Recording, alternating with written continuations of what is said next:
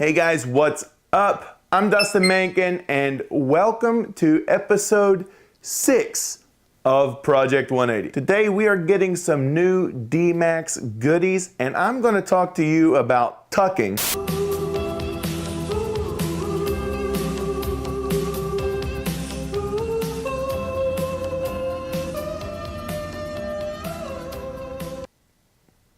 Tucking your front fender harness. What D-Max goodies would require you to tuck the front wire harness?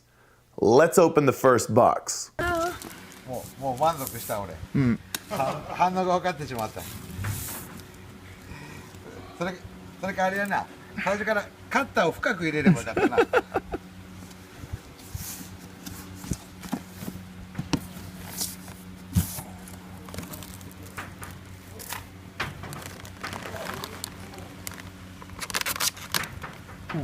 きれいな。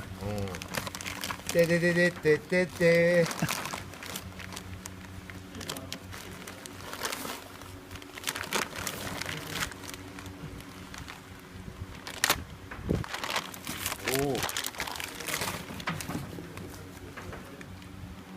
These coilovers are awesome, and the good news is that since the garage owner is a licensed D-Max reseller, I got them at a great deal. I've never seen a really high quality set of coilovers like Bilstein or Olin's brand new, so I cannot comment on the comparison between those two, but the build quality is good. Now I did have some Stance GR Plus Pros. I think it was GR Plus Pros. It's been a while since I have had these coilovers back in the States, but that was a $1,200 set of coilovers, and the build quality did seem better on those, but I mean, that's also at least double, if not triple, the price point of these D-Max Super Streets. So, I mean, if the build quality is not better, something's going wrong.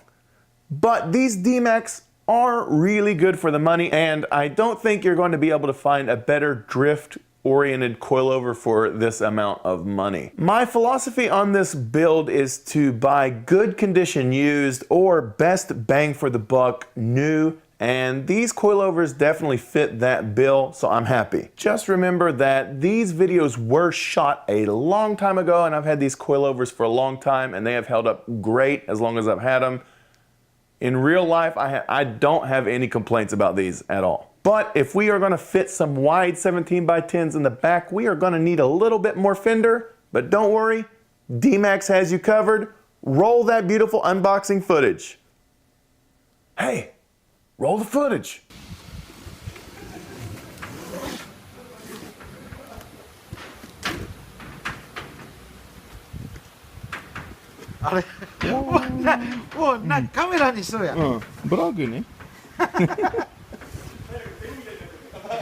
One thing to notice in the video footage is the Made in China sticker. Yes, these are real D-Max fenders.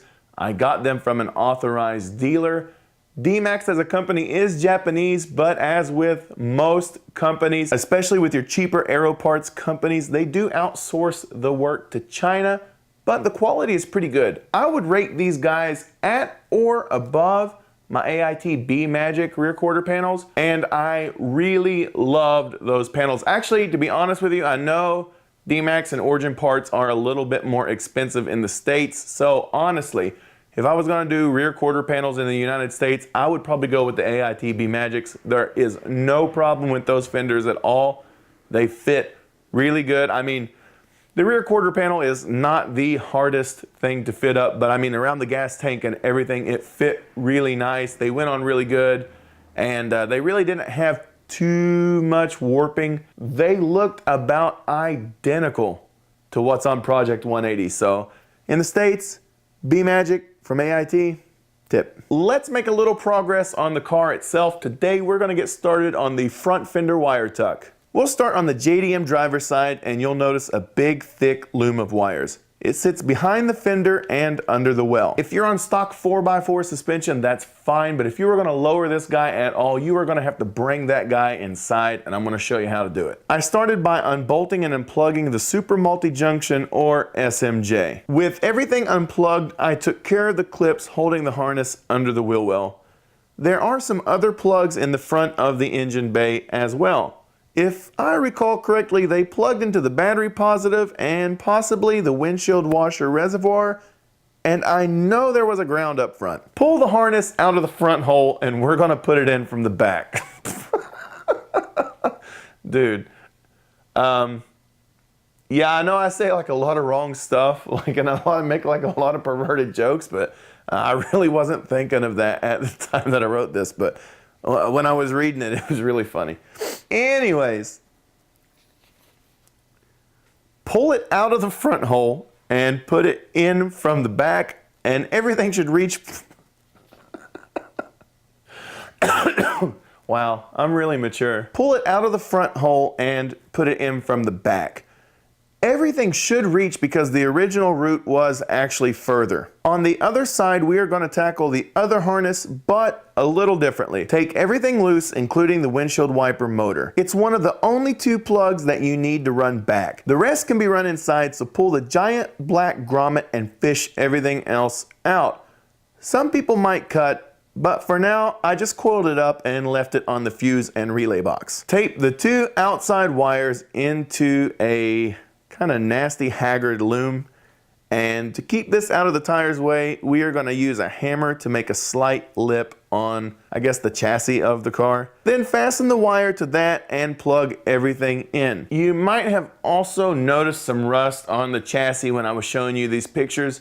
Don't worry, I took care of all that, and I am going to show you about that, but I'm a little bit worried that the video is going to run too long, so I'm just going to put that in a short video by itself next week. Guys, as always, if you like this video, please click like and share to help me out, but if you want to do something for yourself, go ahead and click that subscribe button. Subscribing always has been and always will be for you. It's just so you can see the latest videos from Japan.